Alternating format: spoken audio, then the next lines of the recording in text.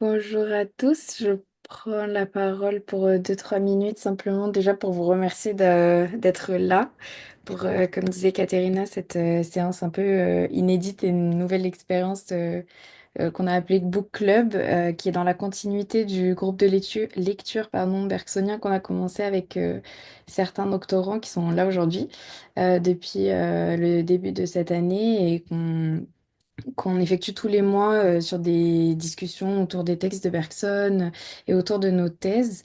Donc évidemment, vous êtes les bienvenus. Mais dans le cadre donc de ce groupe de lecture, on a pensé faire, avec toutes ces nouvelles publications, avec Katerina, proposer de faire une sorte de book club avec les auteurs pour pouvoir discuter sur 1 heure, 2 heures des œuvres parues. Et aujourd'hui, la première œuvre est celle des Correspondances 2, publiée en septembre par chez PUF et édité par Florence Serena et Caterina Zanfi qui sont là aujourd'hui avec nous. Caterina, comme vous le savez tous, est présidente de la Société des Amis de Bergson et chercheuse au CNRS en philosophie, notamment philosophie de Bergson, évidemment. Et Florence Serena, qui est, je reprends ces mots, 100% historien. Euh, donc ça, ça permet vraiment d'avoir cette perspective historico-philosophique, si je puis dire, dans ces correspondances 2. Et donc pour aujourd'hui, on a la chance d'avoir 3 modérateurs. Hisashi Fujita, qui est professeur à Kyoto maintenant, récemment, depuis cette année, avril si je ne me trompe pas, et spécialiste de Bergson, de la philosophie française, Heidegger et qui a notamment participé aux traductions, à de nombreuses traductions, notamment des œuvres de Bergson.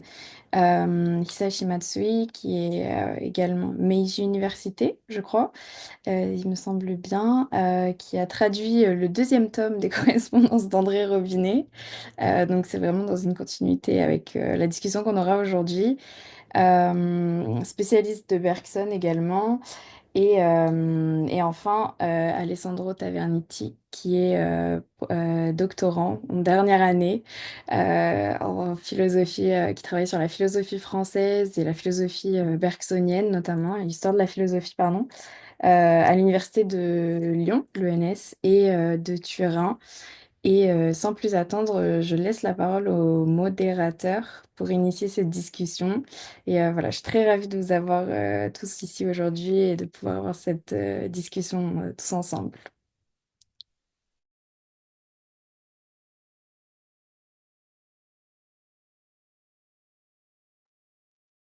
Et comment on va procéder? Alors, j'aimerais, en fait, j'ai pas encore tapé toutes les citations, donc il manque encore une, deux citations. Donc, j'aimerais bien parler en dernier. Désolé, hein. Mais je crois que donc si un autre Isashi ou Alessandro peut commencer, c'est bien pour moi.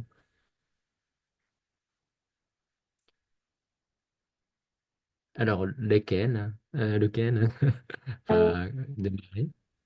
je sais Oui, pas. ça va. Oui, moi, je commence. Ok. Ok, très bien. Merci. En fait, je prépare la photo de la traduction japonaise des correspondances. Donc, je peux partager mon écran. Ça va? Ok. Normalement, oui, vous y avez accès. Comme ça va? Euh, Ça va? Ah, t'es bien, t'es bien. Ok. Ah,ちょっと待って。En fait, en fait, je suis heureux de discuter avec vous à cette séance. M'intéresse parce qu'en fait, j'étais un des traducteurs du premier volume des correspondances. Il est traduit en japonais en 3 tomes comme ça, et dont le troisième a été publié en mars. Je me suis occupé, moi, c'est du deuxième tome.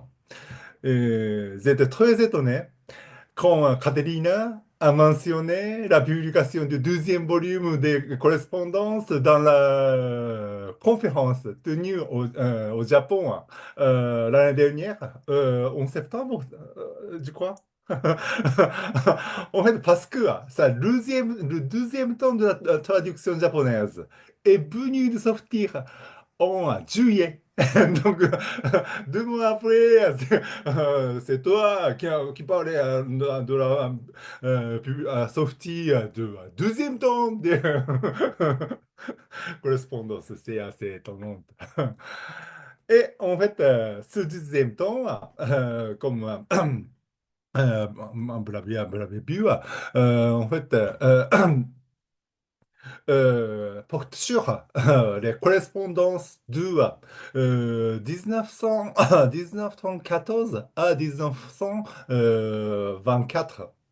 Euh, 1914 est l'année où Bergson a donné son dernier cours au Collège de France. Et bien sûr, la Première Guerre mondiale a éclaté.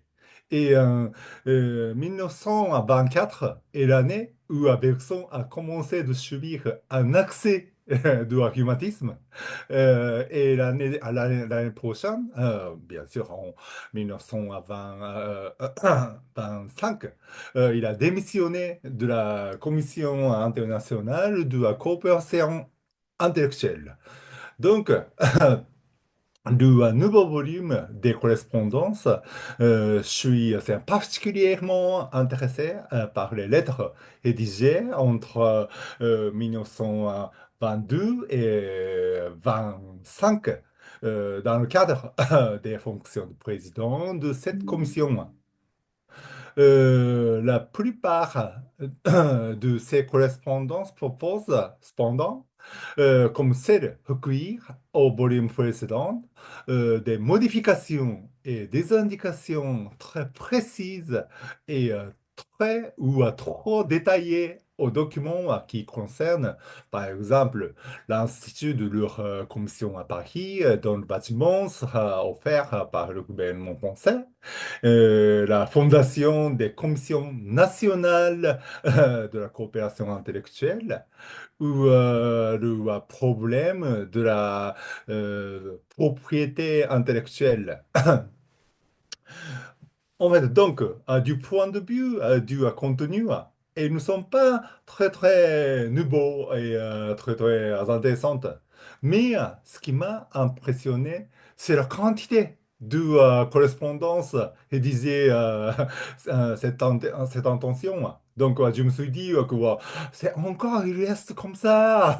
Donc, et de grande quantité et les modifications et les indications très détaillées qu'elle propose nous font imaginer les travaux travaux que Bergson y a consacrés. Katharina et à Florent, vous avez cité à la fin de l'avant-propos une remarque dans l'Iguillet. Et il a dit, la vie du philosophe explique sa philosophie, mais en ajoutant aussi que cette vie elle-même s'explique par sa philosophie. Donc, en fait, cette remarque semble nous conduire à nous demander aussi c'est comment la philosophie de Bergson explique ces activités pénibles et assez fatigantes. Donc, en fait, c'est comme ça, c'est une remarque, c'est ma remarque, mais j'ai une question à Caterina et à Florent. Et vous avez, dans l'avant-propos, à présenter des correspondances avec les membres de la commission à Florent, il n'est pas là? Ah. Oh, salut. Et, correspondances, vous avez assez présenté des correspondances avec les membres de la commission de la coopération intellectuelle, ainsi que lettres adressées à Jacques Chevalier, comme deux grands ensembles. En fait, vous avez remarqué quelque chose de particulier dans ces lettres? C'est ma question. Donc, merci beaucoup pour cette occasion, Duja et Caterina.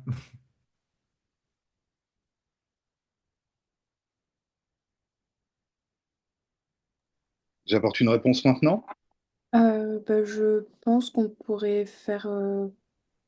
Tu veux? ouais. Oui, oui. Oui, Je te laisserai répondre, Florent, comme c'est toi qui as oui, oui, travaillé non, je vais répondre directement sur deux corpus. assez succinctement. Merci beaucoup, beaucoup pour cette question, pour ces remarques. Euh, Déjà, je dois signaler que l'ensemble des archives, ça a dû être un gros travail, est disponible sur le site internet des Mhm. Nations Unies. Quand vous reportez aux codes qui sont indiqués en chapeau de chaque lettre, vous pouvez aller voir aussi le dossier et l'ensemble du dossier pour pouvoir aussi mieux contextualiser également le travail qu'a réalisé Bergson au sein de cette commission. Alors, pour parler d'abord, hein, je parlerai un petit peu après des correspondances avec Jacques Chevalier. Mhm. Alors, l'effet de nouveauté, moi, en effet, pour ce qui est de Bergson, l'effet de nouveauté, il est assez faible, on peut dire, parce que c'est quand même quelqu'un aussi qu'on connaît énormément, et le travail qu'il a réalisé au sein de cette commission était public. Mhm. Ensuite, on voit quand même alors les coulisses aussi de ce travail qu'il a réalisé, et aussi les tensions avec Mhm. certains membres, et également avec certaines nations, et en particulier quand même avec l'Allemagne. On sent quand même qu'il y a certaines réticences aussi à vouloir travailler. Et là, on a quand même je crois, un témoignage, même si ce ne sont que des traces, on a un témoignage aussi assez clair quand même de ces tensions-là. Moi, ce qui m'a frappé, au-delà peut-être du tunnel, de l'effet un peu de tunnel que peut avoir ces correspondances-là, parce que en effet, elles sont assez massives. Et pour ce qui est des années, donc en effet, 1922, 1925. C'est vrai que là, il y a une telle quantité et, du fait également de leur caractère non philosophique, peut-être qu'elles peuvent décevoir. Mais moi, ce qui me frappe, au fond, et vous l'avez déjà très bien dit, c'est que on est là dans le domaine de l'action. Mhm. Et au fond, on ne peut pas comprendre aussi les problèmes de santé qu'a dû affronter Bergson si on ne perçoit pas en fait toute la façon dont il s'est mobilisé également dans ce travail, et au fond à quel point il a perdu certainement une partie de sa santé. Et je crois que ces correspondances témoignent vraiment bien de cela. Mhm. Euh, pour ce qui est de Jacques Chevalier, Mhm. alors là, pour moi, il y a quand même un effet de nouveauté, même si les entretiens que je cite là, le titre de l'ouvrage qu'a publié Jacques Chevalier, euh, nous avait déjà donné accès en fait à la plupart, à une grande partie des lettres. Il y a un effet de nouveauté parce que on pouvait quand même s'interroger, on pouvait se poser des questions, on pouvait être critique et se demander vraiment quelle était aussi la qualité réelle de la relation qu'avait Bergson avec Chevalier. Et ben, tout ça, c'est très clairement confirmé. Il y avait une vraie affection entre les deux. Je crois que c'est sur le caractère politique de Bergson, parce que moi, j'ai quand même été frappé par le soutien quasiment inconditionnel que Bergson cherche à donner à Jacques Chevalier dans l'avancement de sa carrière. Euh, Bergson est au Collège de France, il n'est donc pas à l'université. Et de ce fait-là, son influence aussi au sein des réseaux universitaires est peut-être plus limitée qu'on pourrait l'imaginer. On ne se rend pas bien compte en fait à quel point le Collège de France est une institution à part, et que au fond, même si Bergson était quelqu'un évidemment qui avait une forte autorité, en fait, les difficultés qu'a rencontré Jacques Chevalier, malgré tout le soutien qu'il a reçu de Bergson, montrent aussi en fait les limites de l'action de Bergson en faveur de ses disciples. Et d'un disciple quand même dont on voit déjà dans les années 30 un positionnement politique euh, qui, sans préjuger évidemment de ce qui va devenir dans les années 40, il a eu des responsabilités sous le régime de Vichy, mais qui commence quand même à montrer des signes assez, on va dire, pour le dire simplement, assez malheureux. Assez malheureux. Moi, ces correspondances-là, en tout cas les lettres à Jacques Chevalier, me semblent particulièrement intéressantes, un témoignage pour ce qui est des coulisses en termes d'histoire sociale de la philosophie, en termes de pratique, en termes de soutien, de nomination aux candidatures. Là, vraiment, moi, je crois elle jette une lumière, et alors peut-être pas une lumière totalement neuve, mais malgré tout, ce sont des témoignages, je crois, assez précieux pour ce qui était des coulisses et de l'histoire sociale de la philosophie dans les années 20-30. Merci beaucoup. En fait, j'ai une autre question. En fait, un autre disciple, Julien Lucher, en fait, euh, Bergson a souvent mentionné son nom et bien sûr, Lucher, c'est un élève de Bergson à Henri IV et aussi c'est le deuxième président de la commission de la coopération intellectuelle. En fait, ce qui est assez étrange, c'est que en fait, on n'a pas trouvé des correspondances avec lui. En fait, vous n'avez pas non plus assez de... Alors oui, alors moi j'ai essayé d'aller regarder de ce côté-là, évidemment, hein. Ça aurait été très intéressant. Ouais, là, je pense qu'il y a eu, il y a eu une limite, c'est que, à mon souvenir, son fils a eu, alors je reviens à la politique, encore un positionnement politique problématique. C'est Euh, c'est important, hein, oui. et là, il y a une question d'accès aux archives. Hum. C'est-à-dire que les archives n'ont pas été déposées. Et Hum. là, est-ce que la famille les a gardées ou pas? C'est fort Hum. possible. C'est fort Hum. possible. La- Moi, au fond aussi, ce qui, dans ce travail-là, ce qui m'a d'une certaine façon aussi facilité le travail de collecte, c'est que Bergson faisait l'objet d'un culte. Beaucoup de gens qui ont eu une lettre de Bergson, une note de la main de Bergson, l'ont conservé comme une relique sainte, presque. Ce qui explique aussi le caractère massif de la documentation ou des lettres qui ont été conservées. Du côté de Jean Lucher, oui, bah, ce serait en effet encore une piste à creuser. Euh, Nous n'avons pas eu la prétention à l'exhaustivité et toutes les bonnes volontés sont bienvenues pour poursuivre ce travail. Merci, pas de chance. Oui. Si je peux ajouter quelque chose qui souligne vraiment un peu le mystère et l'intérêt de cette relation avec Julien Lucher, et aussi le rôle de Bergson dans le milieu de Florence aux années 10, lorsque Julien Lucher venait de fonder le premier institut français à l'étranger, donc, qui est l'Institut français de Florence, fondé en 1907 par le professeur de Grenoble qu'il était. Euh, et il fonde cet institut à Florence par le fait qu'il y avait beaucoup d'intellectuels déjà sensibles à la culture française. Par exemple, il ne le fonde pas à Naples où euh, le germaniste, disons, régnait. Et c'était vraiment la figure de Bergson, une des plus présentes dans les revues littéraires florentines et, et dans les activités de l'Institut aussi. Donc voilà, c'est aussi une proto-histoire de cette relation qui serait encore à enquêter, peut-être à creuser même avant les années de la commission. Voilà. Propose que Alessandro, tu prennes le relais en termes de modération et on continue comme ça en termes de questions-réponses et ensuite il s'affiche. prendre la dernière modération et après on peut faire une discussion générale avec les réponses des auteurs aussi. Merci beaucoup déjà. Merci à toutes et à tous pour cette occasion de discussion.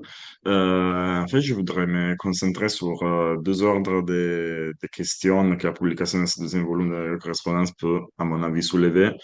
D'un côté, il s'agit de questions d'histoire de la philosophie et de l'autre, de questions plus proprement historiques. Pour chaque ordre de questions, je vais distinguer entre des questions plus théoriques ou de contenu et des questions plus méthodologiques ou pratiques. En ce qui concerne les questions philosophiques et l'histoire de la philosophie, on peut remarquer en lisant ce deuxième volume de correspondance que, par exemple, l'intérêt pour certains thèmes qui seront développés beaucoup plus tard vient à Bergson très tôt, notamment l'intérêt porté vers les questions sociales et religieuses. On voit que les questionnements des rapports entre philosophie et religion, avec un regard particulier envers le mysticisme, ainsi que le questionnement de la question sociale, se pose bientôt au futur auteur de Sources de la morale de la religion. Euh, le questionnement des rapports entre les disciplines, notamment entre philosophie et religion et entre philosophie et sciences positives, permet, à mon avis, dans ces correspondances, de mieux cerner la relation de la philosophie bergsonienne avec certaines traditions, avec l'usage de certaines étiquettes historiographiques, comme notamment l'étiquette de spiritualisme, ce qui relève aussi de la tradition où Bergson a été éduqué, où il a pratiqué, disons, euh, sa première activité de professeur, comme le montrent les toutes premières lettres, parmi lesquelles il y a des lettres de Paul Janet. Euh, et on voit comment, quelles étaient les démarches d'un jeune professeur de philosophie à la fin du 19e siècle. Du point de vue de la méthodologie de Bergson, on remarque l'accent mis sur le côté expérimental de ses recherches, sur lequel il insiste beaucoup, comme d'ailleurs dans ses livres. Il s'agit parfois, ça c'est un peu curieux, d'opérations d'expérimentation sur soi-même, comme il dit à Victor Guerre dans une lettre de 1901 dans laquelle il le remercie pour l'envoi de deux articles sur les rêves. Il dit, je vais observer moi-même à ce sujet. Euh, Lié à cet aspect expérimental de la méthode, on voit Bergson expliciter certaines maximes pratiques qui se donnent qui pose à lui-même en tant que conduite intellectuelle. Il souligne par exemple la nécessité de ne rien délivrer au public qui n'a pas été suffisamment abondamment étudié et observé. Il se pose d'autres maximes pratiques plus précises, comme de conduite scientifique. Par exemple, il s'interdit de préfacer des livres, exception faite pour certaines traductions d'auteurs étrangères, comme notamment William James. Il autorise les auteurs des travaux sur sa doctrine à dire officiel, à appeler officiel leur interprétation. Ces maximes pratiques montrent l'attention de Bergson pour sa réception immédiate et, de manière générale, si on généralise pour l'histoire de la philosophie ou pour l'histoire intellectuelle, nous montre que dans l'histoire de la philosophie, il faut prendre en compte le fait que la canonisation d'un auteur commence de son vivant et aussi par des opérations qu'il accomplit lui-même avant de devenir œuvre de sa postérité. Toutes ces considérations du point de vue méthodologique pour l'histoire de la philosophie qui s'occupe de Bergson, euh, à mon avis, soulèvent certaines questions. Ces précautions adoptées par Bergson portent un questionnement sur l'usage différent qu'il faut faire de ce qui est désormais aujourd'hui l'œuvre bergsonienne, composée non plus seulement par les livres, mais aussi par la correspondance, les cours et d'autres éléments. Notamment, ça c'est quelque chose qui a été un mythe qui a été dissipé au début des années 2000, le mythe de Bergson à Clermont-Ferrand, qui avait été construit par le premier éditeur des cours du lycée de Bergson, en disant que c'est la deuxième moitié de l'œuvre de Bergson, quand en effet, si on met en contexte ces cours, il s'agit de très bons cours d'un très bon professeur qui, pour être un très bon professeur, il doit suivre très bien les programmes de dérivation cousinienne de la fin du 19e siècle, notamment celui de 1880. Passant à l'autre ordre de questions, ce qui relève plus de l'histoire, je vais toucher des points qui ont déjà été touchés, sur lesquels on a déjà aussi donné des réponses. On voit que cette correspondance suggère tout un ordre de problèmes historiques qui peuvent être étudiés d'une manière plus approfondie et qui peuvent constituer des programmes de recherche intéressantes pour l'historien tout court, pas seulement pour l'historien de la philosophie. Par exemple, on a déjà mentionné le rôle diplomatique de Bergson, qu'on voit bien à travers la correspondance entretenue au moment de la propagande euh, et les stratégies qu'il adopte. Par exemple, en disant, je peux surtout agir sur les pays qui gardent une position de neutralité en ce moment. Euh, ainsi que la correspondance de Bergson qu'on a mentionnée en tant que président de la Commission pour la coopération intellectuelle de la Société des Nations. Cet ordre de recherche historique implique de prendre en compte un réseau d'acteurs qui relèvent de plusieurs champs, voilà, d'un champ intellectuel, politique et diplomatique. Et l'identification de ces réseaux peut être aussi faite en analysant cette correspondance. Ou de tout autre, notre ordre de questions, on peut prendre en compte la manière dont Bergson et en général dont les acteurs intellectuels de l'époque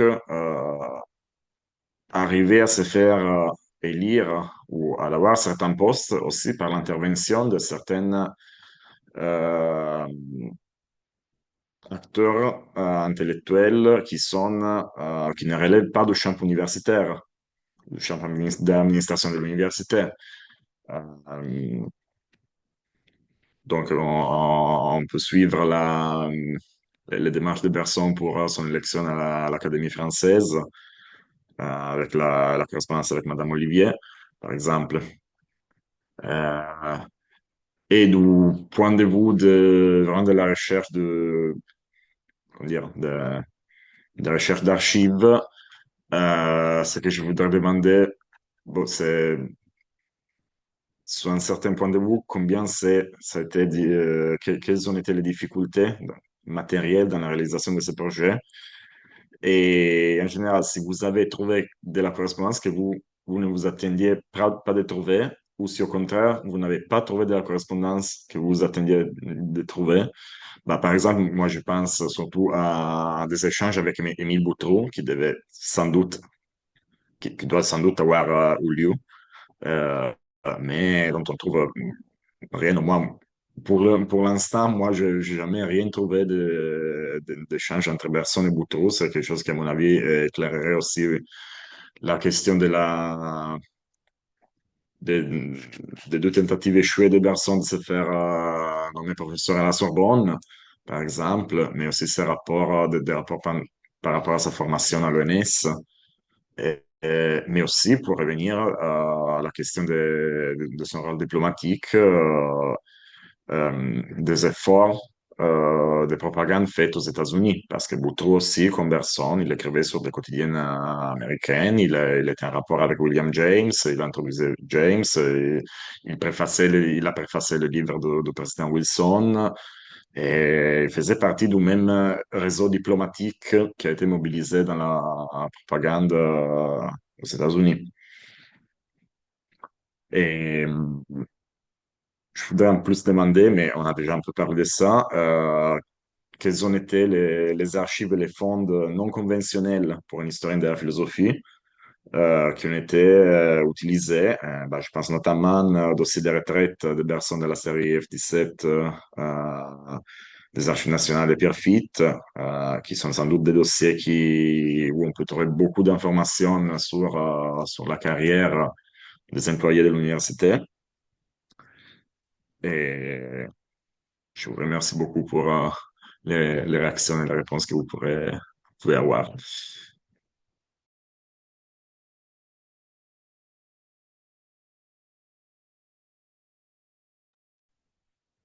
Katerina, peut-être que tu souhaites répondre aux premières. Comme moi, je pourrais réagir particulièrement à la dernière série de questions. Sans doute.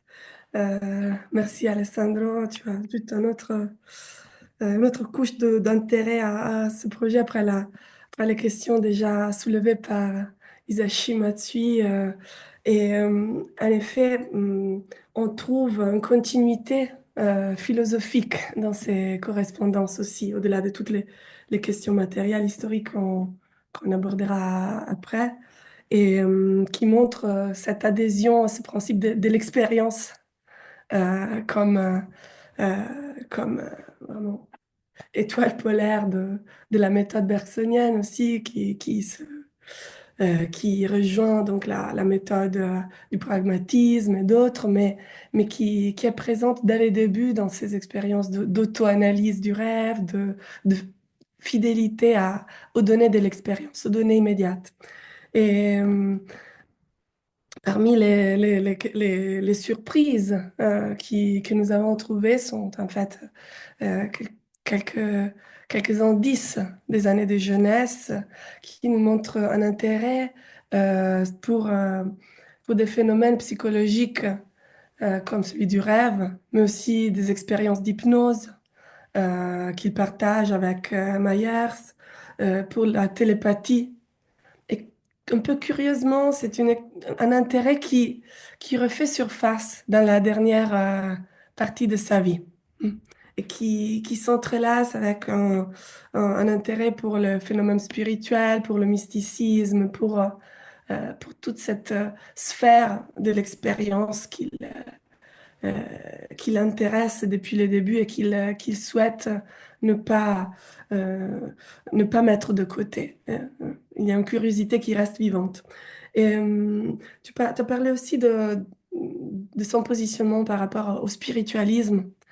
Et j'ai été très fascinée par la manière dont il ne le renie pas, mais en même temps, il ne renie pas le positivisme.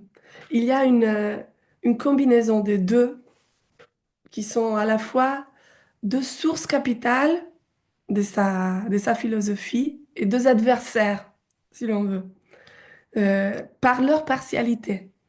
Il le dit à plusieurs reprises dans des lettres, je pense en particulier une lettre à, à Tonkedek, une lettre où il parle vraiment du point de vue de l'intelligence, qui est celui du positivisme, et du point de vue de l'intuition, qui est celui du spiritualisme, et qu'il souhaite vraiment intégrer dans sa philosophie.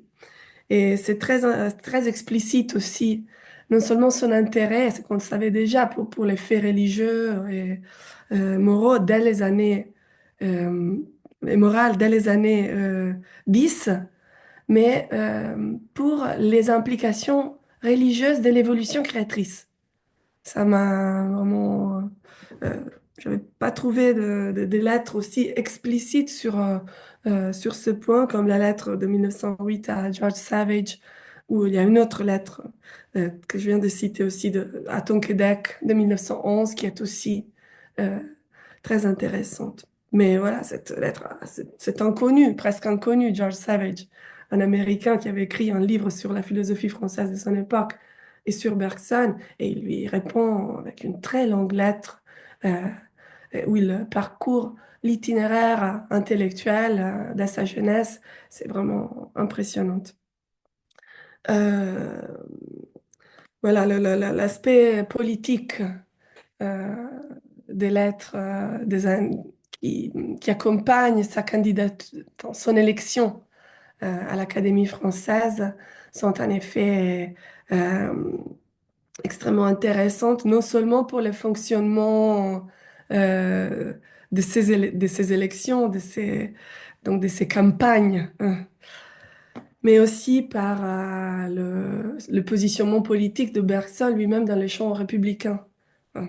Les lettres à Madame Olivier, que tu as très justement rappelé, euh, parlent en effet euh, d'une position de Bergson par rapport à Émile Olivier, et donc à un cas très délicat, très sensible dans l'histoire républicaine de ces années. Donc voilà, c'est toute une pluralité d'implications qui émergent de ces correspondances Et sans doute on aurait pu s'attendre à des... Voilà, on a déjà mentionné hein, des correspondances avec Julien Lucher. Tout souligne en effet la frustration de ne pas trouver de lettres à Boutroux. Et j'aurais aimé trouver des lettres à Sorel encore plus, à Berthe, autre personnage très controversé. Il y en a quelques-unes, mais j'aurais été intéressée. Il y a eu quelques surprises assez intéressantes. J'essaie, voilà, sans doute, je partage quelques images pour te répondre. Il y a eu quelques, voilà, des lettres à sa famille. C'est la première fois qu'on publie des lettres à sa femme. Et ça, c'est grâce à, à l'accès à à de nouveaux archives qui ne sont souvent pas de véritables archives, mais c'est euh, des lettres mises à disposition par des collectionneurs ou par la famille elle-même. J'ajoute un post-scriptum parce que après la publication des correspondances, la bibliothèque littéraire Jacques Doucet a acheté l'entier, le fonds entier de Pascal Grousset, qui est donc désormais accessible à la bibliothèque Doucet. Et la famille a donné aussi toutes les lettres qui restaient encore privées et inédites à la même bibliothèque. Donc, nous sommes très reconnaissants pour cette donation et pour cette publication donc de tous ces documents. Mais voilà, ça a laissé émerger euh, une autre voix de Bergson qui émerge des lettres enfin, plus attendrissantes à sa fille, à sa femme, pendant des missions diplomatiques de haut niveau. Et là, on a trouvé aussi des images qu'on a exposées à l'ENS l'automne dernier à l'occasion de cette publication dans l'exposition Bergson inédit. Une image beaucoup plus décontractée de Bergson, et aussi d'autres lettres qui nous montrent des contextes de réception qu'on ne connaissait pas, et notamment d'air anglais. Il y a par exemple des correspondances assez intenses avec sa traductrice anglaise, Millicent Marby, qui était une activiste socialiste, avec Victoria Welby, euh, philosophe analytique, avec Jane Allen Harrison, une linguiste qui s'intéresse à l'aspect social et anthropologique du bergsonisme déjà en 1912, donc bien avant les deux sources de la morale et de la religion. Donc, ça montre un contexte souvent féminin. On connaissait déjà la relation intellectuelle avec Evelyn Underhill, autre philosophe de la religion très intéressante. Et un milieu très sensible euh, aux éléments les plus avancés de la culture européenne, souvent plus que dans les universités anglaises, et qui serait vraiment intéressant d'explorer, qui était déjà présent par exemple aussi dans la peinture, dans les arts modernistes, comme un livre récent de Charlotte Demille a bien mis en lumière. Puis on a eu quelques autres, pardon, quelques autres petites surprises. Euh, Comme une lettre à une grande mondaine internationale, Madame Lydig, qui envoie des fleurs dans la chambre de Bergson pendant sa mission aux États-Unis. Et voilà, c'était une mondaine qui pouvait avoir des portraits de Giovanni Boldini et qui suivait la, la présence de Bergson aux États-Unis avec passion. Donc voilà, c'est des petites surprises qui parfois viennent aussi de l'itinéraire insolite de ces lettres. Par exemple, cette lettre euh, dans dans la carte de l'hôtel de New York de Bergson est adressée à Madame Lydig, se trouve aujourd'hui dans des archives d'une petite ville de la Bavière, dans des archives euh, de la ville, donc de Fürth. Donc c'est vraiment aussi des itinéraires qui sont inconnus et qui sont parfois un peu surprenantes aussi, qui font partie de, du mystère et du charme de ce type de recherche aussi. Voilà. Et je laisse la parole à Florent qui a plus de données sur ces derniers ordres de questions. Euh, merci Katerina et merci Alessandro aussi pour ton commentaire, tes remarques, bien sûr. Euh, alors, rapidement sur Rita Lidig aussi, oui, ouais, cette lettre est un témoignage, en fait, oui, d'un contact entre les deux. Moi, c'est quelqu'un que j'avais déjà rencontré à travers Pierre Janet, puisque elle figure dans une liste de patients de Pierre Janet. Ce qui, moi, j'avais trouvé assez étonnant et voir qu'elle a été en contact comme ça avec deux personnalités considérées comme éminentes comme ça de l'époque. Pour moi, voilà, il y a eu un petit effet de surprise au-delà de l'anecdote, hein, évidemment. Mais voilà, c'était quelqu'un qui était considéré comme, je cite, je crois, c'est the most picturesque woman in the world à l'époque. Donc bon, voilà, ce n'est pas, c'est pas peut-être pas si anodin non plus. Euh, mais ouais, je crois, Alessandro, tu as soulevé beaucoup de questions.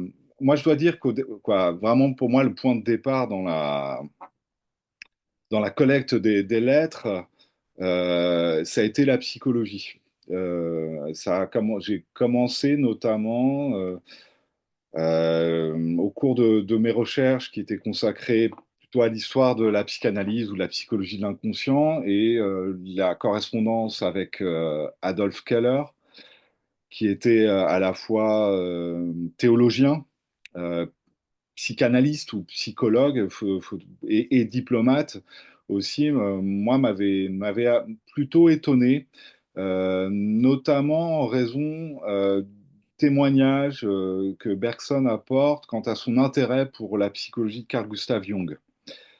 Je trouvais que alors il y a vraiment un caractère massif en termes historiographiques pour ce qui est des rapports entre, qui n'ont jamais été directs, mais les rapports entre la pensée de Freud et Bergson. Eh ben, cette lettre dans laquelle Bergson dit il tient en haute estime l'œuvre de Jung, qui n'est pas seulement intéressante pour le psychologue et le pathologiste, mais encore pour la philosophe, c'est là que la psychanalyse a trouvé sa philosophie, mettait un peu de poil à gratter quand même aussi dans toute cette historiographie. Euh, et alors j'étais plutôt déçu ensuite pour ce qui est de ma collègue du côté des psychologues, euh, parce que beaucoup de fonds là ont disparu. Je pense du côté de Georges Dumas, il y aurait certainement eu, il y a eu vraiment des contacts entre Bergson et Georges Dumas. Alfred Binet, on sait qu'il lui-même jeté ses archives, mais là encore, on a assez peu de traces en fait en termes d'échanges épistolaires. Et puis surtout Théodule Ribot. Théodule Ribot, là vraiment, c'est aussi, je crois que comme les deux précédents, hein, vraiment là, il y a une perte énorme. Euh, c'est ainsi, on doit composer. Moi, je le vois très bien quand je contacte des familles pour essayer de récupérer des fonds. Eh ben, généralement, les papiers, les vieux papiers, ça encombre. Et quand on n'a pas la curiosité d'aller voir en fait le contenu de ces papiers et puis les auteurs de lettres et de documents, on passe à côté de beaucoup de choses. Mais voilà, c'est ainsi. Et on a listé de façon très succincte dans l'avant-propos aussi quelques noms de correspondants potentiels, là, qui donnent également des pistes. Alors, euh, oui, alors on avait parlé de Gobelot, d'Edmond Rostand, qui lui a apporté son soutien pour entrer à l'académie.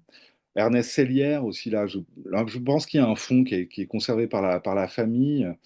Euh, Tamin, et puis alors, voilà, c'est une liste qui est loin d'être exhaustive. Pour encore en revenir aux psychologues, moi j'étais assez déçu aussi de ce que contenait le fonds Marie Bonaparte à la Bibliothèque du Congrès à Washington. Dans le volume Robinet, il y a des brouillons de lettres que Bergson lui a adressées. Mais Marie Bonaparte, quand bien même elle a vraiment conservé, on a l'impression qu'elle a conservé absolument tous ses papiers, en tout cas tous ses papiers savants, beaucoup de choses qui témoignent de ses activités évidemment sociales, mais également scientifiques. Et elle, qui avait de l'affection, qui a gardé beaucoup d'affection pour Bergson, quand bien même elle s'en est éloignée, mais elle l'a fréquenté vraiment à un moment, n'a pas conservé, semble-t-il, les lettres. Et ça, j'en étais un petit peu déçu. D'autant que j'avais relevé que dans son journal, qui est encore inédit, qui est conservé donc à la bibliothèque du Congrès, elle parle un petit peu de sa correspondance avec Bergson. Tout du moins, elle en dit, je le cite, Bergson était un homme doux, trop doux, écrivant de son écriture soignée des missives toujours trop pleines de compliments. Je trouve, voilà, ça nous dit aussi quelque chose de la façon dont les lettres de Bergson pouvaient être reçues. Et j'étais assez déçu, au fond, de pas trouver davantage, en fait, du côté de Marie Bonaparte. Euh, alors, on a eu quelques pistes aussi qui ont émergé tout de suite après la publication. Alors, du côté de Raoul Mourgue, là, il y aurait des lettres. Apparemment, là, ce serait vraiment intéressant aussi de les connaître. Euh, alors, il y a une lettre si ma mémoire est bonne, à Marcel Foucault, qui nous dit quelque chose quand même aussi du soutien que Bergson lui a apporté, mais également cette trajectoire aussi difficile de Raoul Mourgue, où j'ai pu, moi, observer, et puis j'en fais état dans une note, hein, qu'il a quand même été accusé de tentative d'homicide, ce qui fait qu'il a eu quand même aussi une carrière assez compliquée. Euh, mais voilà, je crois que vraiment l'autre déception encore, c'est du côté de la famille et du côté des Britanniques. Et là, très rapidement, moi j'aimerais en fait pouvoir trouver davantage de témoignages de sa relation, en particulier avec sa sœur Mina, qui est quand même un personnage, je crois, assez haut en couleur, qui, vous le savez certainement, était totalement plongé dans l'ésotérisme, qui s'était marié quelqu'un qui s'appelait Samuel MacGregor Mathers, et qui a vécu à Paris, pas très loin d'ailleurs de là où habitait son frère, et qui a fait parler d'elle parce elle a comme organisé avec son mari comme des cérémonies un peu théâtrales, euh, qui visaient à contribuer à faire réémerger le mythe des rituels ésotériques inspirés de la mythologie égyptienne, en particulier du côté de cette déesse Isis. C'est quand même voilà, un personnage qui reste assez mystérieux, à propos de laquelle moi j'ai commencé à mener des recherches.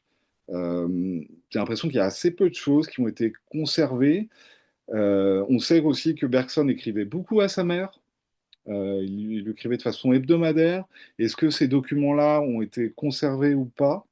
Euh, on ne sait quoi, voilà. On ne sait pas on ne sait pas bien. On ne sait pas bien encore. Je ne sais pas, Katerina, si tu as eu des nouvelles de ce côté-là. Mais moi, je pense que voilà, c'est ce genre de document aussi pourrait continuer comme ça un peu d'élargir aussi notre compréhension de l'homme que fut Bergson. Oui, j'ajoute aussi euh, une espérance, un espoir de retrouvailles un jour, de lettres de Bergson à Max Scheler, qu'on cite parfois, mais qu'on ne retrouvera peut-être jamais. On ne sait même pas si elle existe vraiment. Et des lettres à Georg Simmel, qui ont dit avoir été détruites dans un bombardement pendant la Deuxième Guerre mondiale, mais on ne sait pas. Et là aussi, ce serait vraiment très intéressant si elles pouvaient être retrouvées un jour, si elles existent encore. Et aussi, j'étais un peu déçue de ne pas trouver de lettres à d'autres Allemands comme Horkheimer et Adorno pendant leur séjour à Paris. Comme on retrouve des traces plus explicites du rôle actif de Bergson dans la création d'un bureau pour l'Institut de recherche sociale à l'École normale supérieure, grâce aussi à l'engagement de Célestin Bouglet. Euh, je me, je m'entendais à ce qu'il y avait des échanges aussi plus directs avec les auteurs allemands qui lui consacrent quand même des pages dans leurs revues, dans leurs ouvrages. Donc voilà, ça, qui sait si un jour vont faire surface aussi. Alors, j'ajoute très, très rapidement que le fonds Gaston Bachelard aussi vient d'arriver à la Sorbonne, est arrivé à un moment à la Sorbonne. Moi, j'ai un témoignage, en tout cas, de Bachelard qui dit avoir écrit à Bergson. Les archives voilà, sont pas encore totalement inventoriées. Euh, il n'y aura certainement pas en fait une correspondance au long cours avec Gaston Bachelard, mais il peut y avoir voilà, quand même une trace de contact entre les deux. Donc là, j'ai de petits espoirs pour qu'un jour on trouve dans tous ces cartons qui sont actuellement entreposés dans une cave de la Sorbonne une trace de, quand même voilà, d'un contact, d'un échange entre Gaston Bachelard et Henri Bergson.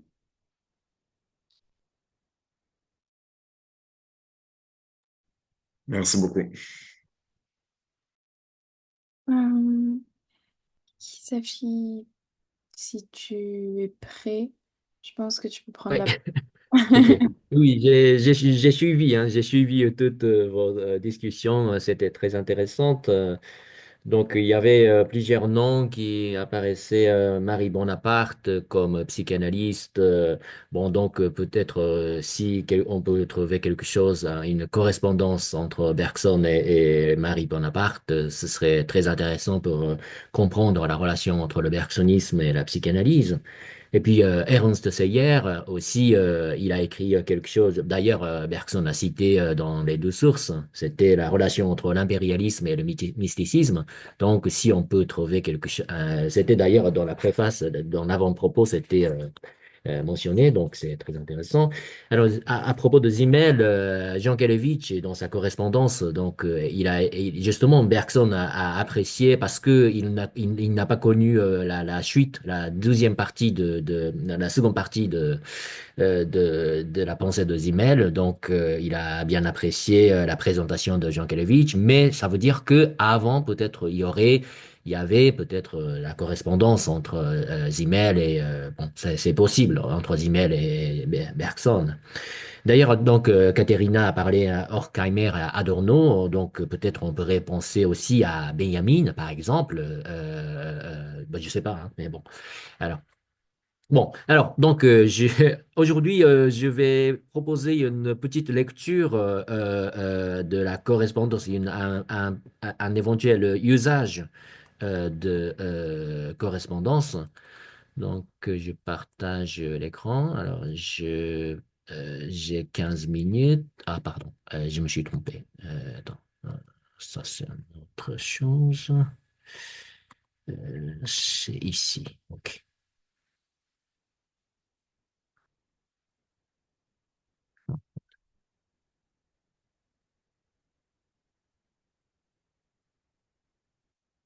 Voilà. Voilà, donc moi je vais parler quelque chose d'une esquisse de philosophie bergsonienne de l'éducation qu'on pourrait trouver à partir d'une certaine lecture des correspondances. Voilà. Donc ça serait, le titre serait Suggestion et sympathie, quelque chose comme ça. Voilà. Alors après, Luja m'a présenté comme professeur à l'université de Kyoto, mais c'est une grande erreur. Moi, je suis à Kyoto, mais je ne suis pas à l'université de Kyoto, hein. Alors, corrige tout de suite. En fait, c'était Kyoto Institute for Technology, donc c'est une université, disons, scientifique, voilà, de la technologie à Kyoto. Ah, bon. Alors, je commence par citer la dernière phrase de l'avant-propos de la correspondance 2. Je cite, comme l'écrivait autrefois Henri Gouillet, la vie du philosophe explique sa philosophie, mais en ajoutant aussitôt que cette vie elle-même s'explique par sa philosophie. Et je crois que ce que je vais présenter tout à l'heure, ce serait quelque chose de ce genre, c'est-à-dire une certaine échange entre non, un certain mouvement aller-retour entre sa vie et son, sa philosophie. Voilà. Alors, je m'intéresse aux lettres. D'ailleurs, donc Katharina a parlé d'Edvard Berthe. Je m'intéresse à ses correspondances avec Bergson. Et d'ailleurs, dans Correspondance 1, Robinet a mentionné quatre fois, c'est 807, etc. Mais 807 et 809, comme Isashi Matsui a bien corrigé dans sa traduction, je crois, en fait, il s'agit de Berthelot. C'est pas Berthe. Je crois que c'est une simple erreur. Et d'ailleurs, d'autres citations, c'était reproduction partielle. Une des mérites de la correspondance 2, justement, elle a présenté la première fois la correspondance entre Berthe et Bergson. Alors, évidemment, vous connaissez tous Edouard Berthe comme un des représentants du mouvement de l'anarcho-syndicalisme, disciple de Sorel. Et ici, ce que je m'intéresse, c'est que, contrairement à, par exemple, quelqu'un comme Jacques Chevalier, et évidemment, comme Florent a bien souligné, son amitié et, comment dire, la, comment dire, la similarité, la familiarité du caractère, etc. Je suis tout à fait d'accord. Et je m'intéresse plutôt à des personnes qui sont qui semblent à première vue opposées au caractère de Bergson. Donc, c'est-à-dire, par exemple, quelqu'un de gauche, très gauche. Ça m'intéresse beaucoup. Et on pourrait trouver dans la correspondance entre Berthe et Bergson, c'est une certaine, à la fois certaine distance, mais aussi la façon, euh, l'intérêt que Bergson porte envers ce qui est opposé à première vue à sa philosophie. C'est ça, cette distance délicate qui m'intéresse. Voilà. Donc, je poursuis. Alors, la dernière lettre de Bergson envoyée à Berthe, Julie, d'une fois, j'ai remarqué depuis quelques 25 ans la sympathie intellectuelle qui faisait que Sorel, vous et moi, nous nous entendions si facilement sur des sujets difficiles.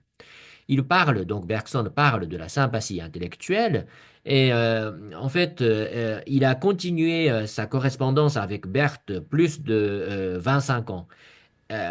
Normalement, si il n'aime pas du tout Berthe, il pourrait couper cette correspondance, mais il a continué.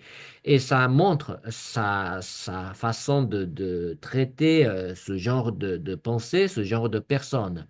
Et à la fin, ce qui est intéressant, il continue sa distance avec Marx. J'avoue que jamais je n'ai été poussé de ce côté par une sympathie intellectuelle du genre de celle dont je viens de parler. Donc, il n'y a pas la sympathie intellectuelle avec Marx, mais c'est enfin, donc il a énuméré plusieurs raisons qu'il n'aime pas Marx, et à la fin, il dit, mais c'est enfin et surtout à cause de son manque de générosité et de son appel implicite à la haine. Sorel pouvait encourager à la violence, mais non pas à la haine. Quand même, il le sent. Et je crois que c'est pas simplement diplomatie, c'est pas simplement une superficielle expression, mais il a quand même senti une certaine, à la fois donc une certaine distance, mais aussi certaine sympathie. Donc sa sympathie n'est pas simplement un accord total. Alors, je cite une autre lettre. Et la même où votre lecteur hésite à vous suivre, vous le faites penser. Vous lui montrez en tout cas la nécessité de penser et l'impossibilité de s'en tenir au pur empirisme, comme on l'a trop souvent fait jusqu'ici, pour résoudre les problèmes que pose la vie. Vous m'avez étudié sympathiquement au sens étymologique du mot, je veux dire du dedans, en vous attachant avant tout à la direction de ma pensée.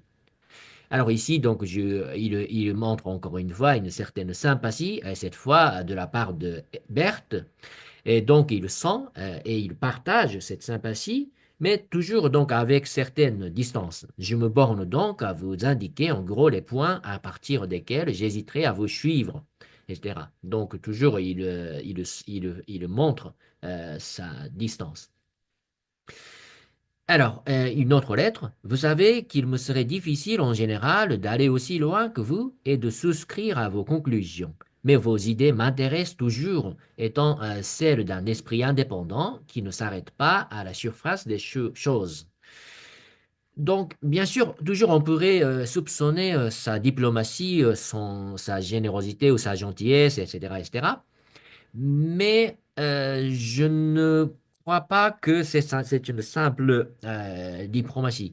Donc, diplomatie, c'est plutôt une certaine admiration sincère, intellectuelle.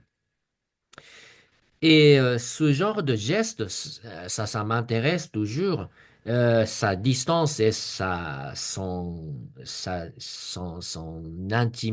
intimité avec Berthe ou Sorel ou ce genre de courant. Euh, une autre lettre, c'est pourquoi je ne puis suivre Sorel dans toutes ses conséquences qu'il a tirées de ses prémices. Mais il fallait que ces conséquences fussent tirées, qu'on vit clairement, de part et d'autre, où l'on va suivre, en suivant jusqu'au bout certaines directions et qu'on se rendit bien compte de l'utilité qu'il y a à penser. C'est là, à mon sens, un des principaux mérites de l'œuvre originale et forte à laquelle Sorel a attaché son nom. Et ici aussi, donc ça c'est pour Sorel, mais il a bien vu son mérite. Voilà. Et encore une autre lettre. Il y a des points fondamentaux sur lesquels je serai en désaccord avec vous, etc. Donc il explique sa raison. Mais ceci une fois dit, je suis à mon aise pour souligner ce que vos études me paraissent avoir de pénétrant et d'original. On pensera ce qu'on voudra de vos conclusions. Elles n'auront pas moins donné et par elles-mêmes et par les considérations qui les préparent une utile secousse. Voilà.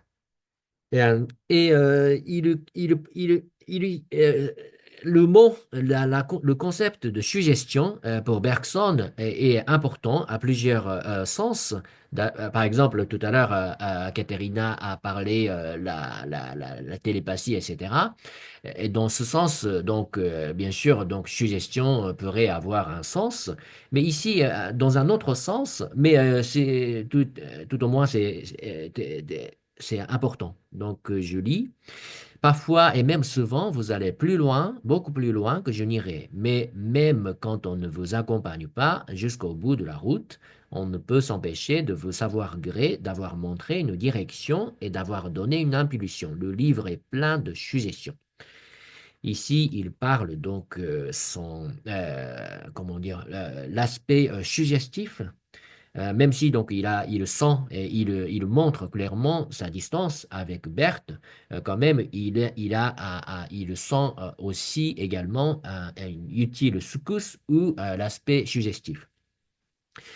Et ici, il parle, il fait la discussion autour de la démocratie et il est désaccord avec Berthe et il dit nous n'avons pas su donner à la démocratie l'éducation nécessaire. Donc ici, il parle de l'éducation nécessaire. Et tout cela, ça me rappelle son rapport avec l'éducation, les élèves. Alors, je cite, en fait, ça c'est Jean Guiton. Il parle, il rappelle son souvenir sur l'éducation. Quant à sa manière d'agir avec les élèves, elle était singulière aussi. Bergson semble avoir eu de la préférence pour les élèves qui ne réussissaient pas. Il semblait penser qu'on n'est mauvais que par désespoir. Étant lui-même timide, malgré ses triomphes, toujours porté à se rassurer dans l'approbation, il devait savoir que dans le dernier tiers d'une classe, avec les paresseux de fondation ou les rebutés, il y a des espoirs d'élite les plus fins, les plus délicats, mais qui ont été humiliés. Alors, ce regard vers les mauvais élèves, ça m'intéresse parce que ça a un rapport similaire avec, par exemple, les gens comme Berthe Sorel. Et ce regard, en fait, c'est pas seulement sur l'éducation, pas seulement sur le rapport avec Sorel ou Berthe, mais aussi c'est très général dans la philosophie de Bergson. Par exemple, il pense la douleur, il considère la douleur morale comme effort infantile. Moi, je n'ai pas le temps, donc je ne lis pas. Si vous avez le livre, c'est le cours, hein, Histoire des théories de la mémoire. Et puis, ça, c'est regard bergsonien sur le criminel. Et ça, c'est la même chose. Et ça, c'est dans les deux sources. Il n'accuse pas simplement le criminel, mais en fait, il a une certaine sympathie avec le criminel. Et puis, l'autre, ça, c'est sur le criminel. Non, c'était avec le tremblement de terre. Donc, même le tremblement de terre, lui, il ne considère pas quelque chose de totalement rompu, mais il sent une certaine familiarité. Voilà. Et tout cela, je crois, son regard vers le normal et le pathologique, vers le normal, ça est quelque chose de très général, quelque chose de omniprésent dans l'œuvre de Bergson. Voilà. Et bon. Euh, et à la fin, donc l'effort, la maladie est considérée comme quelque chose d'effort pour la guérison. Et ça, je crois que très important dans quand on pense à la possibilité d'une philosophie bergsonienne de l'éducation. Et ce geste, bon, je crois que on peut retrouver dans la correspondance. Voilà. Bon, je ne sais pas si j'ai bien réussi à exprimer ce que je voulais dire, mais en tout cas, dans la lettre, dans la correspondance, donc, bon, si je posais une question à Katerina et à Florent, c'est que peut-être ce genre de geste, surtout avec les gens qui, à première vue, seraient opposés à la pensée de Bergson, il ne refuse pas, et c'est pas simplement une diplomatie, je crois que ça a un rapport avec sa pensée, voilà. Est-ce qu'il y aurait d'autres exemples avec ce genre de personnes? Voilà, ce serait peut-être une question. Merci. Donc, j'ai pas dépassé 15 minutes. Alors, j'aimerais juste faire une remarque. Ensuite, je vais laisser Katerina peut-être répondre. Et pour vous remercier pour votre intervention, pour votre commentaire, et pour dire à quel point aussi moi je suis frappé par la rigueur avec laquelle les chercheurs au Japon s'intéressent à Bergson et relèvent des erreurs qui apparaissent dans les publications françaises. Euh, Vous avez relevé donc là une mauvaise identification dans le volume André Robinet. Je crois qu'il y a eu aussi des choses qui ont été révélées au moment des traductions des cours de Bergson au Collège de France, qui avaient eu des transcriptions problématiques et que les traducteurs japonais avaient relevé aussi des erreurs de transcription que les Français n'avaient pas vues. Donc, je dois dire que je tremble un petit peu, peut-être sachant maintenant que ce volume-là de correspondance Bergson 2 circule au Japon, que peut-être des erreurs comme ça seront mises en lumière aussi par tous les lecteurs japonais de Bergson. Voilà, je voulais simplement Ouais, caler j'ai ça. déjà trouvé quelques... Oui, voilà. Mais n'hésitez pas, n'hésitez pas à nous les communiquer. Merci beaucoup.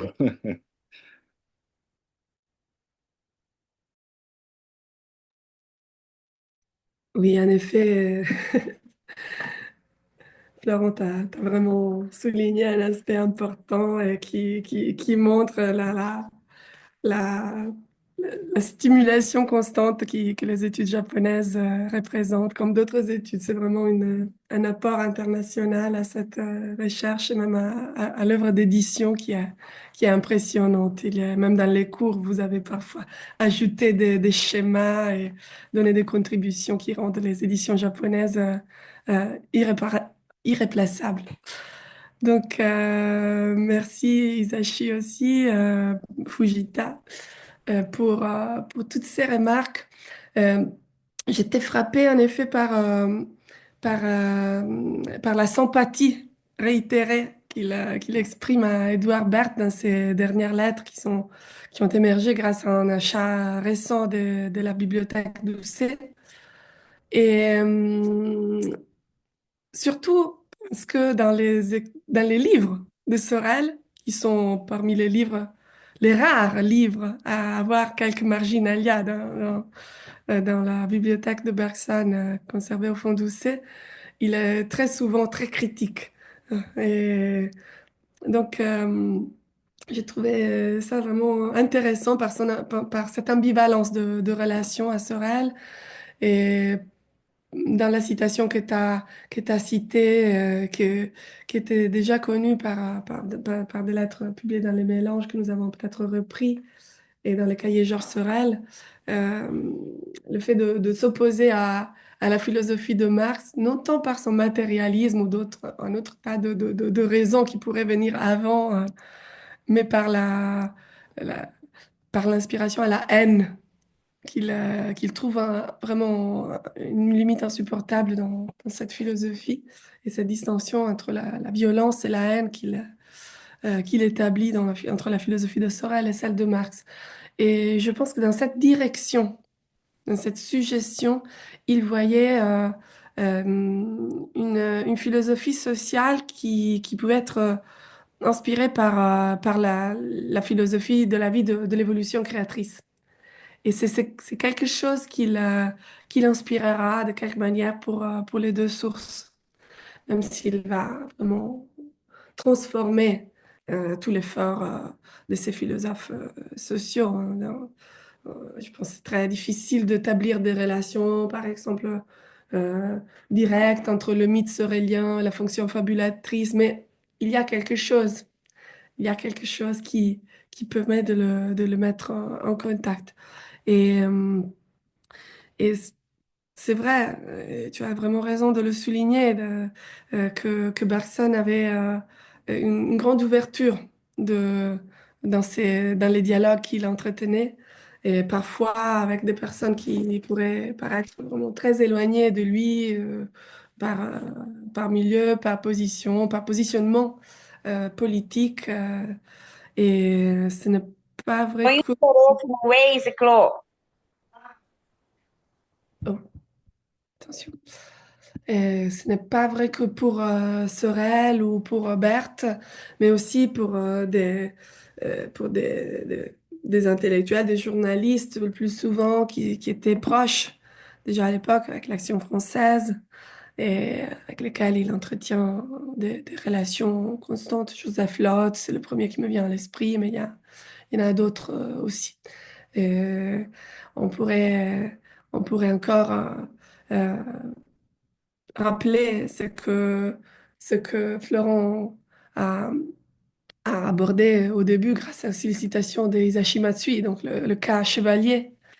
Et la dernière lettre est aussi une lettre très importante puisqu'il montre la distance et et, et la position critique de Bergson pour le cas Jean Val. C'est une lettre dans laquelle Bergson demande à Chevalier de revenir sur la décision de la Sorbonne de mettre à la retraite Jean Val. Et à cause de son judaïsme, c'est une lettre de 1940 qui nous touche particulièrement et c'est la dernière lettre à la fois du tome et du dossier Chevalier. Je suis désolée, j'ai une connexion un peu instable. J'espère que ça... Voilà. Et donc, voilà, je voudrais vraiment remercier Isashi pour ses remarques et aussi, voilà, aussi Douja encore pour d'avoir si bien tissé les relations de cette rencontre grâce aussi à ta position de doctorante franco-japonaise qui a bien mise en valeur hein, dans ce contexte. Je vois qu'il y a d'autres questions dans la salle, donc je laisse la parole. Pardon, merci Katerina. Isachi, est-ce que tu veux rebondir là-dessus ou je donne la parole Oui, à... j'aimerais bien. Tout à l'heure, par exemple, Florent a parlé d'une certaine tension dans le CICI, hein, Comité international de la, c'était quoi, collaboration intellectuelle. Et puis, donc, dans ça, il y a toujours une certaine diplomatie, mais là encore, il y a une certaine, comment dire, non seulement, donc bien sûr au niveau diplomatique, mais aussi une certaine je sais pas, sympathie intellectuelle qui joue, là encore. Et puis, d'autre côté, donc tout à l'heure, Katerina a parlé, donc, bien sûr, normalement c'est amitié, mais une certaine tension quand même avec Jacques Chevalier. Même avec Jacques Chevalier, il y a une certaine tension. Tout ça, donc, je crois que ça contribue, ça forme, ça contribue, ça aide à former la philosophie de Bergson, même donc la polarité entre spiritualisme et le positivisme, ça c'est aussi ça a un rapport. Alors, Alessandra a se lever la main, a levé la main. Merci. Je voudrais juste ajouter une piste à votre intéressante contribution, c'est de regarder, de prendre en compte les lettres envoyées par Bergson à Ferdinand Buisson, qui notamment un pédagogue, un spécialiste de pédagogie qui a coordonné la réalisation dans les années, il me semble, 90 du 19e siècle du dictionnaire de pédagogie, et dans lequel il traite de certaines questions d'application. Il parle de certaines brochures dans lesquelles certains auteurs ils ont appliqué la philosophie bergsonienne à l'éducation, mais après il dit, en effet, il parle d'une pédagogie positive, mais dit, en effet, dans mon expérience, je n'ai pas eu d'expérience qu'avec des garçons de 16 ou 17 ans, pas avec dans l'enseignement primaire. Dans une lettre du 5 novembre 1915, à mon avis, il applique un peu la méthode philosophique qui avait été exposée dans l'introduction à la métaphysique à, à des questions pédagogiques. Il faut se rappeler le fait que Ferdinand Buisson était l'inspecteur général pour l'instruction primaire. Donc, c'est une correspondance qui, d'une certaine manière, peut appeler à une certaine action, au moins songer de loin, à une certaine action de réforme pédagogique, parce qu'on est en train de parler avec quelqu'un qui a un rôle dans l'université française, dans l'institution française de ce point de vue-là, mais pour l'enseignement primaire. Bah, merci beaucoup. Alessandra, peut-être après la session, pourrais-tu m'envoyer ces informations? C'est très utile pour moi. Oui, merci beaucoup. Je pense que tu n'es pas le seul à être intéressé par les informations.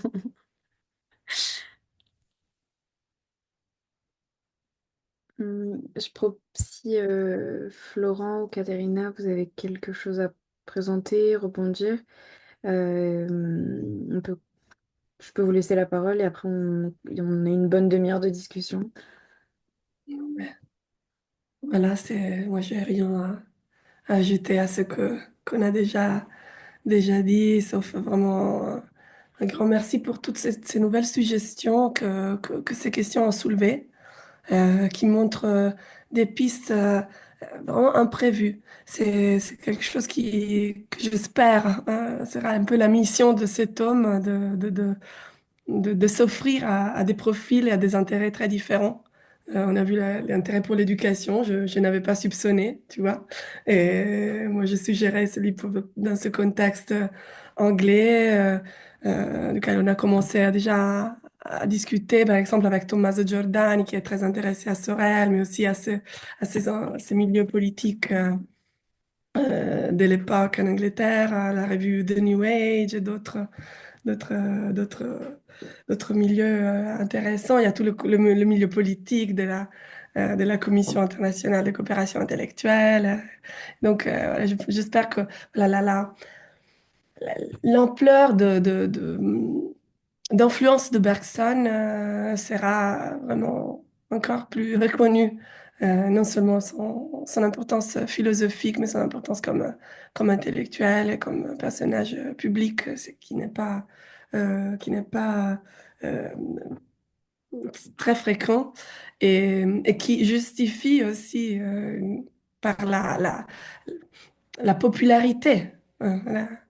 Célébrité qu'il avait de son vivant, la quantité de documents qui nous sont légués encore aujourd'hui.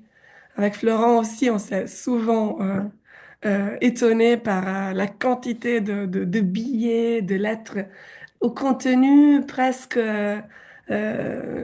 inexistant, des petits remerciements, vraiment des petites traces que personne ne jetait. Tout ce qu'il y avait en petit bout de papier signé par Bergson le gardait, les héritiers le gardaient. Ils sont arrivés jusqu'à nous et ça nous permet vraiment de rendre compte euh, d'une vie et d'une personnalité publique et d'un penseur hein, euh, qui n'a pas d'équivalent peut-être au XXe siècle. Donc merci pour ces discussions et ces sollicitations. Oui, non, très rapidement, c'est vrai que voilà, faut toujours hiérarchiser hein, l'importance des documents. Hein. On pourrait revenir aussi sur toute Oui, la question de la transgression aussi, qui a été débattue très, très rapidement d'ailleurs après la mort de Bergson. Hein. Qu'est-ce qu'on doit publier de Bergson alors que lui-même avait posé un interdit? Euh, mais au fond, et là, moi, je commence à en voir les effets, et c'était l'objectif de cette publication à Caterina, c'est au fond que bah, des lecteurs, les lectrices aussi s'en emparent, et que ça puisse comme ça irriguer de nouvelles recherches, tout en hiérarchisant, mais que ça vienne aussi revitaliser, et vitaliser en fait aussi la recherche dans de multiples directions, cela a été dit, et pas seulement aussi pour l'histoire ou la biographie de Bergson, mais je crois bien au-delà, parce que euh, Bergson était une personnalité avec je crois, une épaisseur telle euh, qu'il est difficile de saisir, semble le XXe siècle, si on passe totalement à côté de lui. Euh, donc voilà, en tout cas, je vous remercie aussi là, et de pouvoir voir aussi les premiers effets de ces premières appropriations, ces premières lectures aussi de ce volume de correspondance. Euh, semble montrer qu'il y a quelque chose de porteur, et c'était au fond, c'était véritablement l'objectif là de livrer à travers cette compilation aussi une masse documentaire qui puisse euh, inspirer ou qui puisse qui puisse nourrir en fait le travail des autres.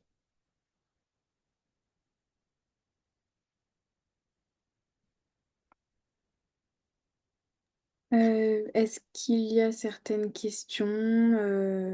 On peut on a un peu de temps pour une discussion et si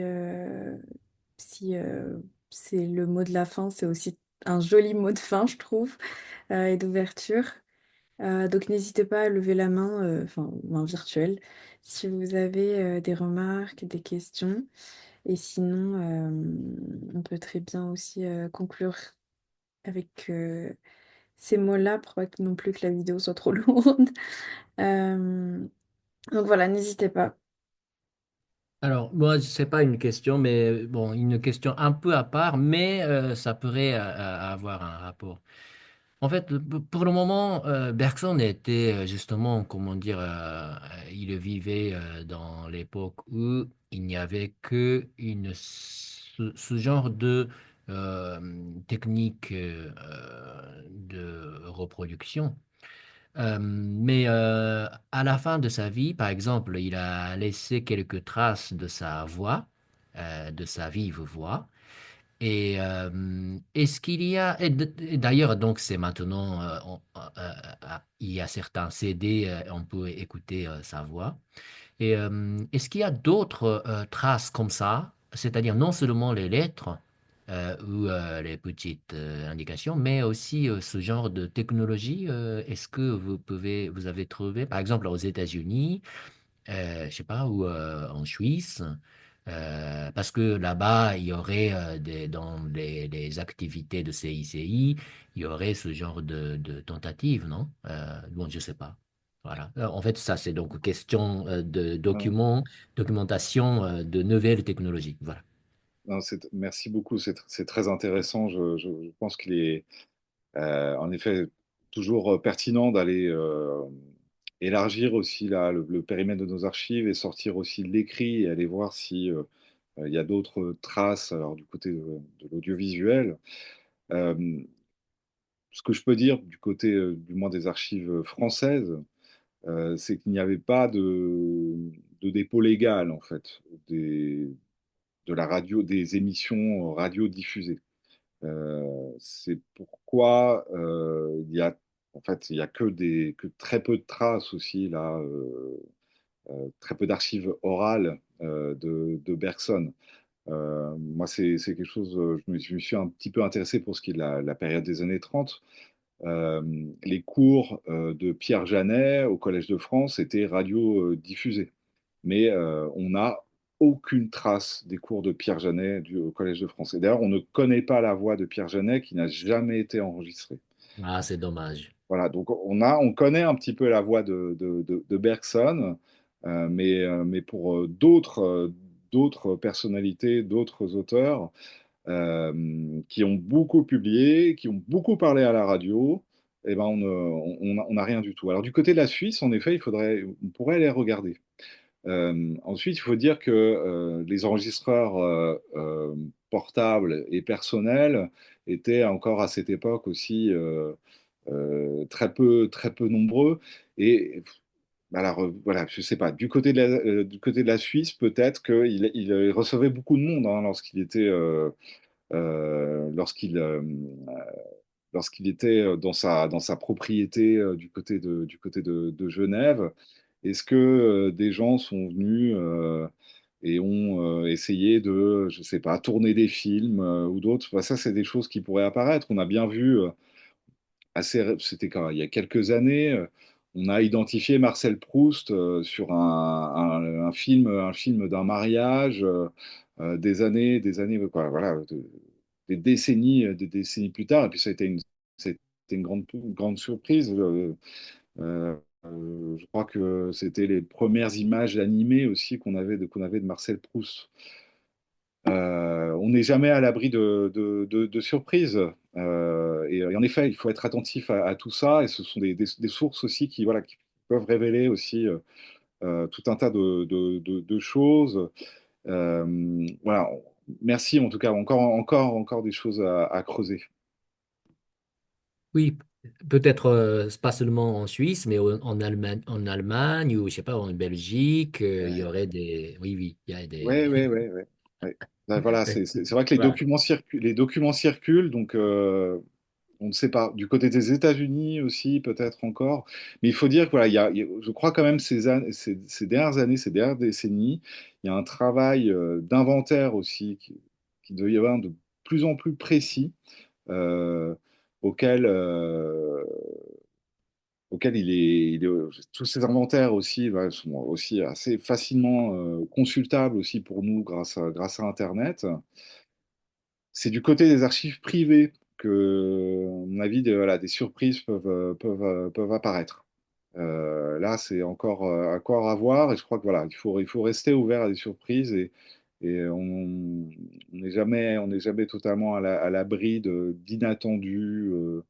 Et il faut, voilà, je crois que c'est la passion, la quête des archives qui pourront peut-être mener à de nouvelles découvertes. Mais quand même pour Bergson, quand Katerina disait qu'il y avait vraiment des traces extrêmement anodines, moi j'ai en tête par exemple à la Bibliothèque nationale de France un, un papier qui est signé par Bergson, qui est conservé dans les archives de Jean Grenier, et Jean Grenier était bibliothécaire donc à la Bibliothèque nationale de France, et Bergson a dû signer un papier pour dire qu'il avait rendu un livre, ou qu'il avait emprunté, pardon, un livre. Et Jean Grenier a gardé ce petit bout de papier qui porte la signature de Bergson parce que c'était Henri Bergson. Voilà, donc on peut s'attendre encore une fois à certainement, oui, des inattendus, et peut-être même, je sais pas, du côté du Japon, on ne sait jamais, ne sait-on jamais.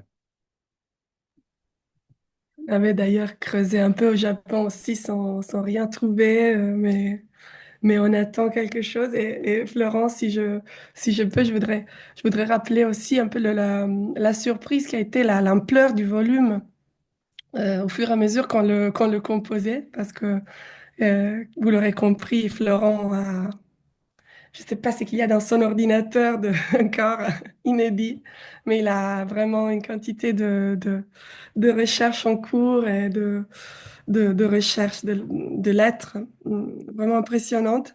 Et un jour, il me, il me fait la confiance d'avoir une centaine de lettres de Bergson et il me demande qu'est-ce qu'on pourrait en faire. C'était des lettres qui venaient de fonds de psychologues, non seulement Keller, mais d'autres. Et donc, on s'est dit, bon, on pourrait faire un tout petit volume, une sorte de petite annexe aux correspondances. C'était 2019. Et entre-temps, il y a eu quelques archives qui ont ouvert, malgré le Covid, malgré le déluge qui a investi la bibliothèque Doucet, etc. On a vraiment récolté quasiment 1000 lettres. Donc ça a vraiment dépassé toute attente et on a continué à ajouter des parties jusqu'aux épreuves. Et donc voilà, on sait vraiment pas où on aurait pu s'arrêter. C'est quelque chose qui est en cours, mais ce sera le travail de ceux qui vont faire le troisième tome, si jamais il y en aura. Ou il y a Isashi qui est déjà préoccupé. Mais voilà, en tout cas, s'il y a des petits dossiers, ce sera peut-être la chose la plus vraisemblable et on aura manière de le publier dans les revues et ailleurs au fur et à mesure. Mais voilà, sans doute, il y a aussi des possibilités de publier les dossiers chevaliers à deux voix, parce qu'on a fait que la publication de la partie active de la correspondance, mais il y aurait bien sûr d'autres côtés qui sont encore submergés, mais qui mériteraient sans doute être lus. Donc voilà. Et merci Florent pour cette aventure et pour le En fait, partage de toutes ces compétences des d'archives sont souvent soupçonnés aux philosophes. Il y a Aurélien Galep qui a une question. Et je Oui, crois que bonjour, oui, merci. Est-ce que vous m'entendez? on t'entend Oui, très Très bien, oui, merci beaucoup. Merci Douja, merci Katarina, merci Florent pour aujourd'hui. Justement, je voulais rebondir aussi sur le rapport avec Jacques Chevalier. C'est ce qui m'a particulièrement intéressé dans la lecture de ce deuxième tome, euh, que j'ai trouvé évidemment très utile, notamment, et aussi des lettres, dans mon cas, sur la religion à Henri Brémond.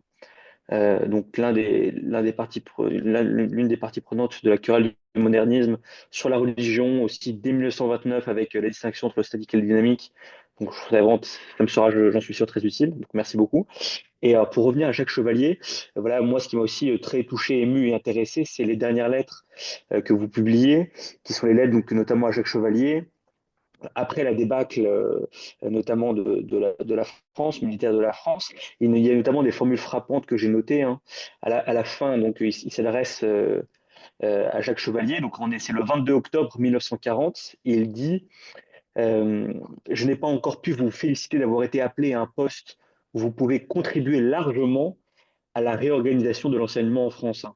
Donc ce poste, si je ne m'abuse, hein, il est secrétaire d'État à l'instruction publique, il me semble, hein, si je ne dis pas de bêtises. Voilà, et puis juste après, il dit là, le 11 novembre, 1940, le 11 novembre, c'est comme une date importante. Voilà, il s'étonne que Jean Val ait été exclu de l'université en tant que juif, mais il ajoute à Jacques Chevalier, hein, laissez-moi vous renouveler mes félicitations et mes souhaits. Il y a une grande œuvre à accomplir là où vous êtes et vous l'accomplirez. Alors, la question que je vous pose, et je me la pose à moi-même, c'est dans quelle mesure ces deux formules, là voilà, où il encourage Jacques Chevalier à agir pour la France, à son poste, dans quelle mesure, enfin, quelle est la part de politesse et de, comment dire, et d'encouragement sincère pour son ami, puisque c'est un ami et l'affection qu'ils ont entre eux est réelle, dans quelle mesure c'est une formule un peu de politesse et d'affection pour un ami, et dans quelle mesure c'est aussi le fruit d'une réelle pensée politique concernant le projet politique de révolution nationale ou de Vichy qui se met en place. Enfin voilà, dans quelle mesure c'est l'amitié qui parle ou dans quelle mesure c'est aussi une tendance politique qui parle euh, ou pas. Voilà, je n'ai pas de réponse. Alors peut-être que vous avez un avis là-dessus, mais en tout cas, je trouve que ces lettres sont vraiment très importantes pour justement cette question d'un Bergson politique. Voilà, donc voilà ma question. Merci. Merci beaucoup. Il faut bien se rendre compte que l'opinion de Bergson est mouvante, comme elle a été aussi l'opinion des Français en fait de 1939 à 1944 et 45. Euh, j'ai ajouté une note aussi. Nous avons ajouté une note hein, quand même qui apporte une petite nuance et qui montre justement que l'opinion de Bergson à l'égard du régime de Vichy et du maréchal Pétain qui a été vu, voilà, faut s'en souvenir comme le héros de la première guerre mondiale, qui a été appelé là à jouer un rôle politique et en qui, semble-t-il, hein, de nombreux Français avaient confiance là encore ce moment-là. Euh, Là, certainement, c'est une lettre très forte. C'est aussi la dernière lettre, et ce qui en soi, en effet, oui, nous conduit à nous poser des questions plus qu'à apporter des réponses, puisqu'ensuite nous avons des témoignages qui sont au fond peut-être assez contradictoires. Jacques Chevalier, d'un côté, nous dit qu'il n'a jamais cessé d'avoir confiance en fait en Pétain et en l'administration de son régime. Et de l'autre côté, bah, Jean Val qui nous dit qu'il était sensible à la radio britannique et peut-être même à l'esprit de résistance qui commençait à se diffuser. Euh, voilà, on reste aussi dans un entre-deux. Euh, c'est là encore, je ne sais pas dans quel, par où il faudrait passer, par quelles archives on pourrait encore apporter des précisions sur ces questions qui sont évidemment, je crois, encore brûlantes.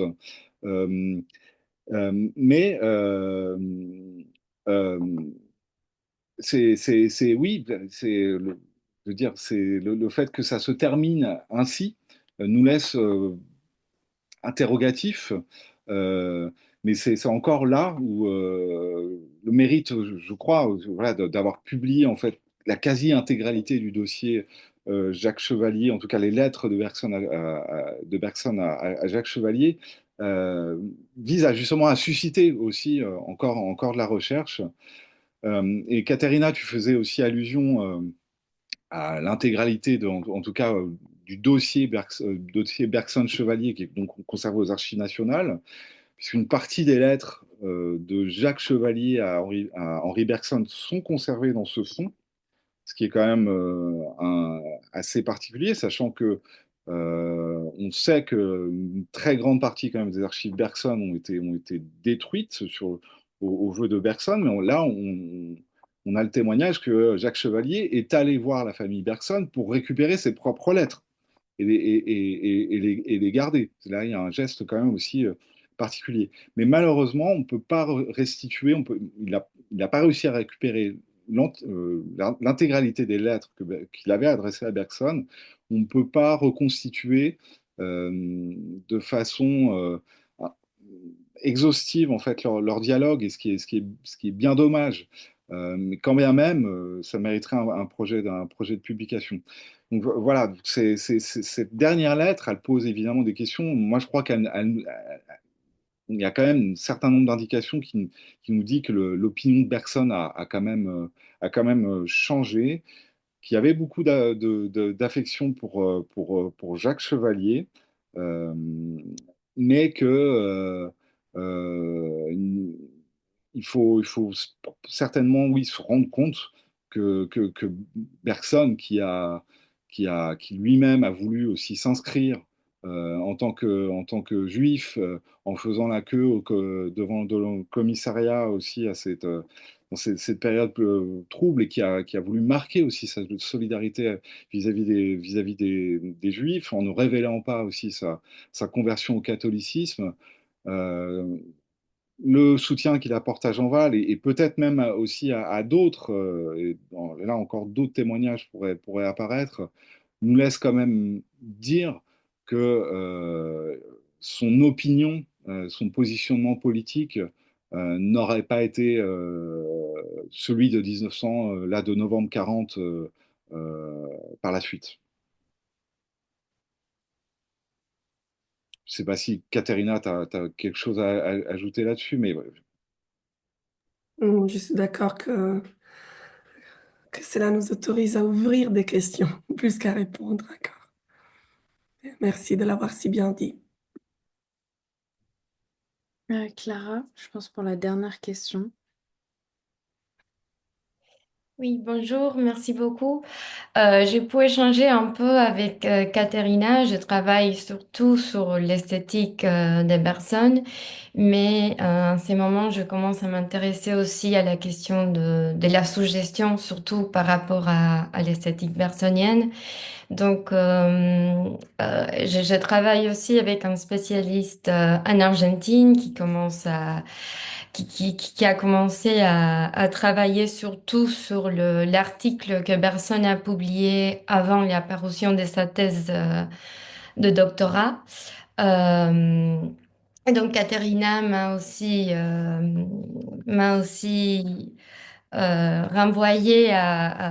aux premières lettres de cette volume de correspondance. Donc, j'avais surtout une question concernant les lettres à Myers, qu'il y en a deux. Et donc, déjà, Bergson parle de deux consciences superposées. Il fait référence aussi à l'inconscient et à une sorte de suggestion inconsciente et à une suggestion mentale.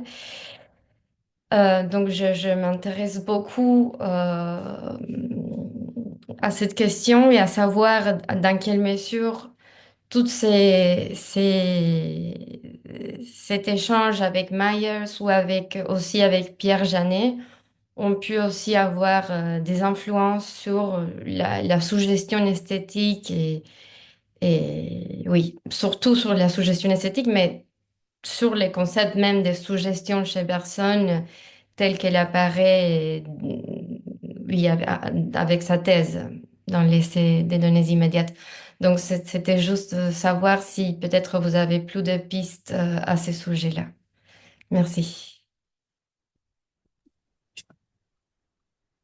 Bon, je commence, mais merci à toi, Clara, d'avoir si bien lié les choses. Je pense que sans doute il y a des, des références à faire aussi au tome précédent, notamment dans les mélanges, il y a la recension de Bergson à l'œuvre de Myers.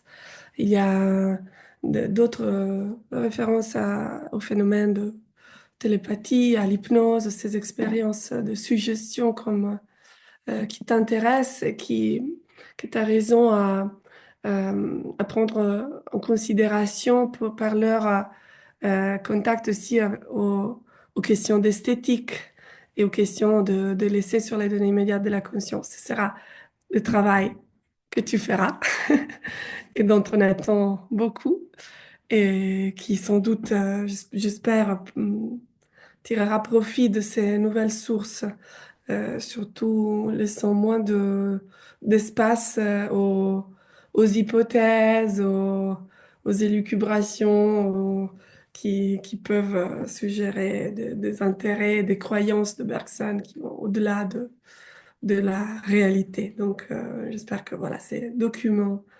seront une bonne base euh, pour tes recherches rigoureuses sur des sujets si délicats. Voilà, je ne sais pas si Florent a des choses à ajouter là-dessus. C'est encore un autre Bergson, hein, on voit encore l'ampleur du personnage et la façon dont il peut dont il a aussi voilà suscité des études et continue de susciter des études. Euh, non, moi j'ai voilà sur la question de la suggestion esthétique, là, moi je n'ai pas je ne peux pas intervenir, mais par contre oui, vous encourager à élargir votre perspective et lire Myers, lire aussi là tous ces auteurs et voir de façon plus précise, hein, qu'est-ce que Bergson a pu en tirer, comment il s'en est démarqué aussi. Ces lettres à Myers étaient pas connues, mais je crois qu'aussi elle répète beaucoup ce que dit Bergson en fait dans ses publications de l'époque et du côté de la revue philosophique, hein. Euh, Là, il y aurait peut-être un travail de comparaison aussi à faire entre ce que dit Bergson dans ses lettres et de ce qu'il affirme dans ses publications aussi de l'époque. C'est là encore où voilà, il y a ce travail de hiérarchisation en fait des sources entre la publication scientifique et qu'est-ce que peuvent apporter aussi ces textes plus mineurs, en quoi peuvent-ils aussi mettre en lumière peut-être des contrastes, apporter des petites modifications ou tout simplement confirmer une continuité aussi voilà, de la pensée de l'auteur ou pas.